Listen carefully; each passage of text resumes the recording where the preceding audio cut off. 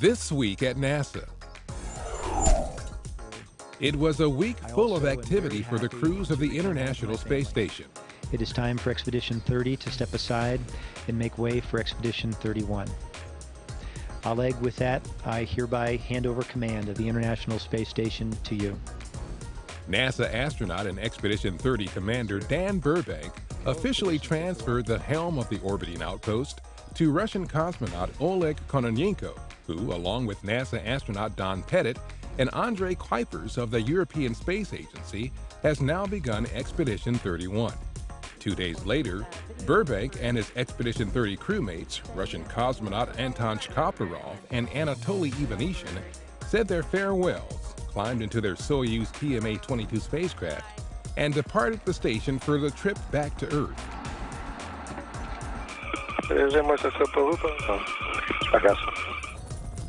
After a 5.5-month stay on board the ISS, Burbank, Shkaplerov, and Ivanishin landed safely in Kazakhstan.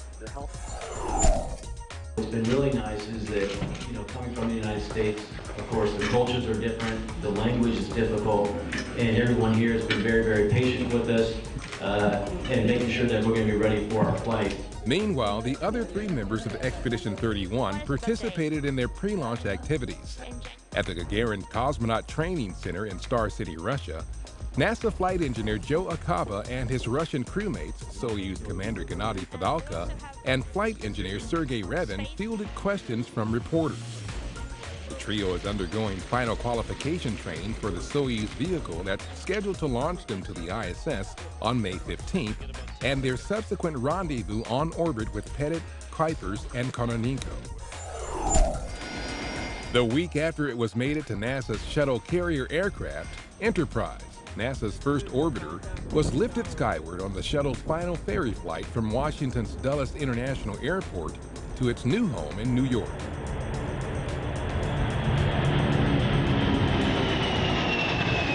Several hours later, in a sight reminiscent of its fly-around of the Washington, D.C. metro area a week earlier, the SCA brought Enterprise over several Big Apple landmarks before finally touching down at John F. Kennedy International Airport.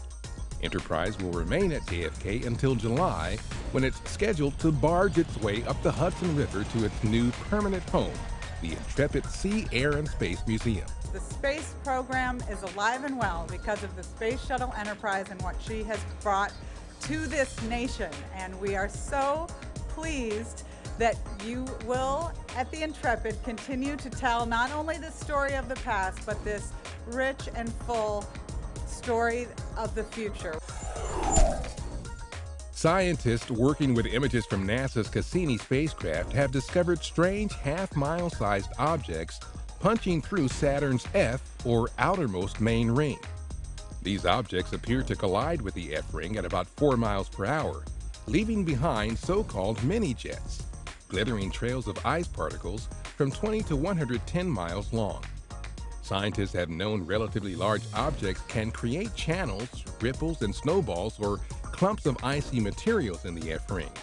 However, they didn't know what happened to these snowballs after they were created. Some were broken up by collisions or tidal forces in their orbit around Saturn. Now it appears that some of these smaller snowballs survived, with their differing orbits directing them through the F ring on their own.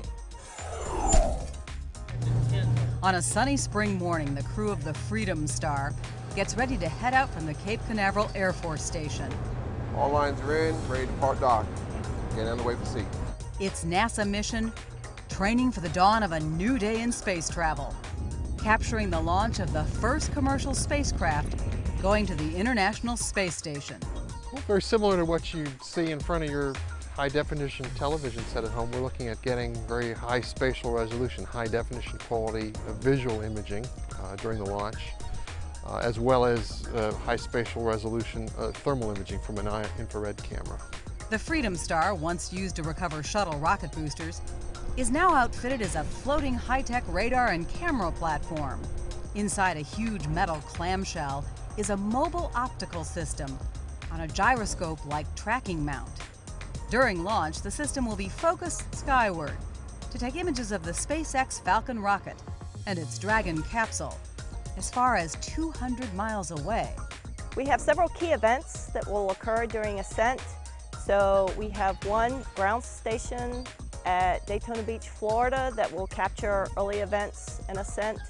And then we have a second tracker that will be located on a ship in the North Atlantic. That will be the Freedom Star that will capture later parts of the trip, including deployments of the capsule and solar panels.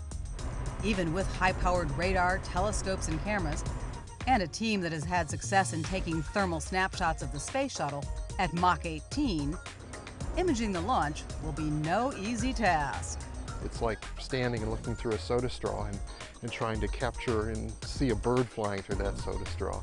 Then imagine that soda straw bobbing on a boat off the northeastern coast of the U.S. and seas that could swell up to 20 feet. The crew can only hope that the weather at launch and ascent is more like a day at the beach and not the perfect storm. NASA Administrator Charles Bolden and Small Business Programs Associate Administrator Glenn Delgado, seen here on the far right, presented the annual Small Business Administrators Cup Award to Stennis Space Center in recognition of its stellar small business program. The award recognizes successful and innovative practices promoting small business participation in NASA initiatives. NASA astronaut Katie Coleman, a member of the International Space Station's Expedition 27 crew, participated in the White House Council on Women and Girls in STEM event.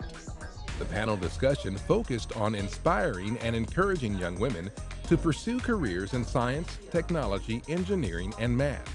Coleman and the other guests shared stories about some of the cool things they've experienced in their STEM-related jobs. I love this picture because it is a picture of a human being in space looking back at the planet we come from, and there's no way that only guys should be in a picture like this.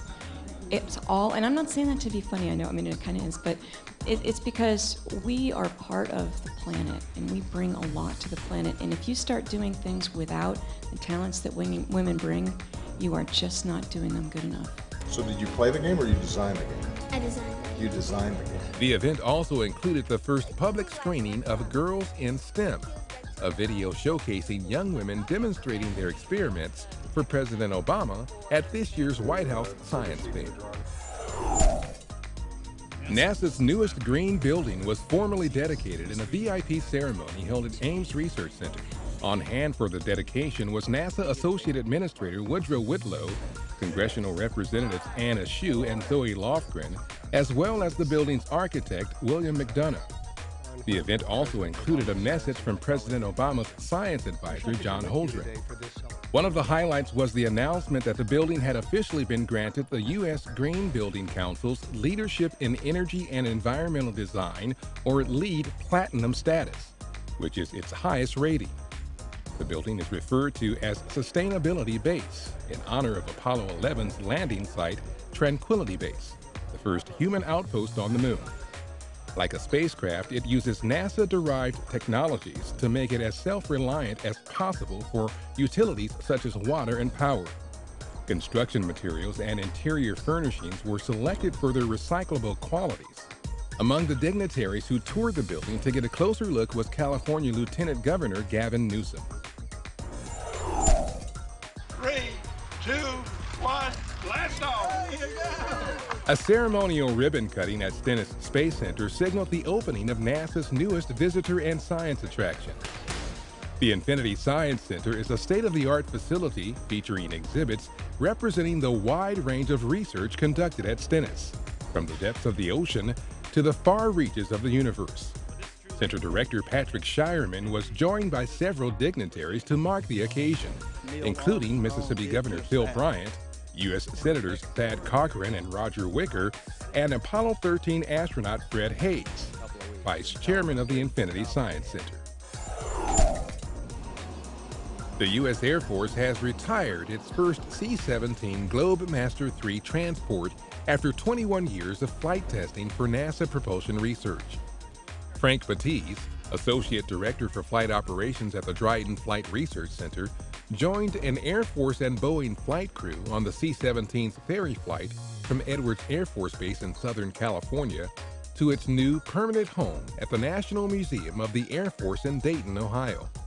Batiz was an Air Force C-17 test pilot before coming to NASA and flew chase on the C-17's first flight back in 1991. Joint NASA Air Force flight research efforts included noise mitigation and engine health management projects. NASA's Aeronautics Research Mission Directorate held its second annual Associate Administrator Awards ceremony to honor individuals and groups whose work has distinguished them through the past year. Acting Associate Administrator Robert Lightfoot provided remarks, and Jaewon Shin, Associate Administrator for ARMD, helped hand out the awards. And that's This Week at NASA. For more on these and other stories, or to follow us on Facebook, Twitter, and other social media, log on to www.nasa.gov.